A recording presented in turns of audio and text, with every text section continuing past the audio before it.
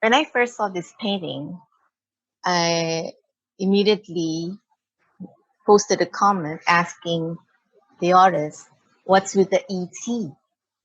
And he PM'd back asking what I was talking about. And I said, his artwork is about ET, the movie. And he said it has nothing to do with ET. So that was embarrassing, hoping that would be the last of our conversation. But he made me nervous when I saw an incoming message. But fortunately, he just wanted to know what I think of his work. So I said, give me some time. I'll look at it.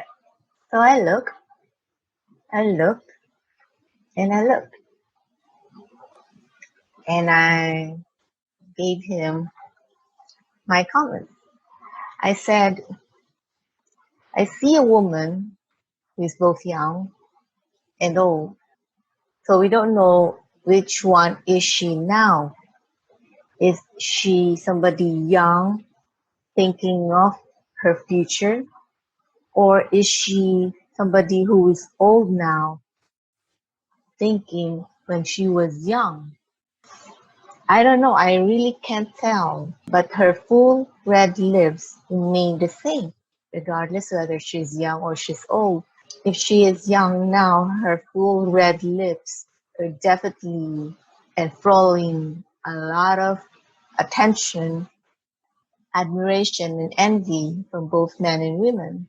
But if she is old now, her full red lips clearly survive the passage of time. They are still very youthful, reminding her of the beauty that she once was.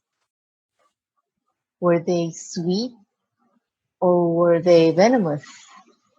We don't know. She's not saying. She's just giving us a secret smile. She may be looking back at us, smiling, but she's not revealing anything to us. After I shared this with the artist, he said, wow. And I asked him, so what's the story? He said, the small eye symbolizes poverty. The big eye, it's big because it's open to harsh reality, violence. And then he said it was about prostitution. Her lips have been the recipient of abuse. I did not ask anymore what abuse was pertaining to. Suddenly, the painting, from being just an enigma, became painful to look at. Like I'm also guilty why she had to resort to that. The artist said because of her acceptance to her fate, she's losing hope, but not all, because the color is still there. But I still feel guilty because I'm part of a society that might have forced her into the circumstance that she finds herself in.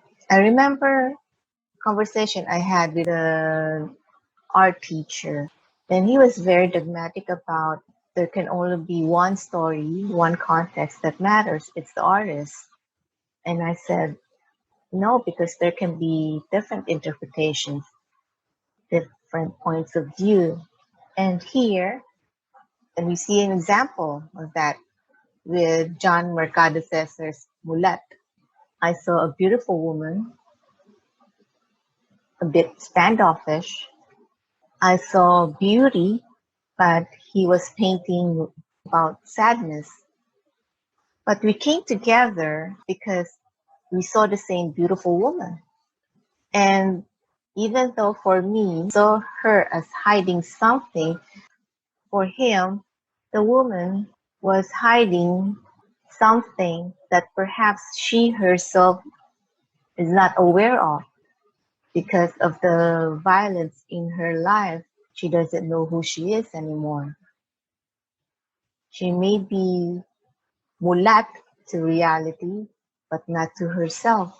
Is she doomed? As much as she has accepted her fate, does it have to be forever, till the day she draws her last breath? Thankfully, there's still hope. Thankfully, the artist still painted hope.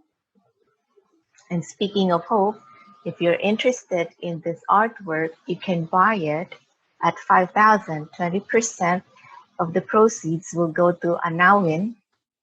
It's a foundation for elderly people.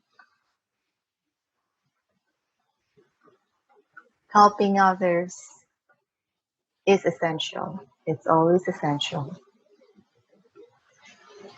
Art is essential.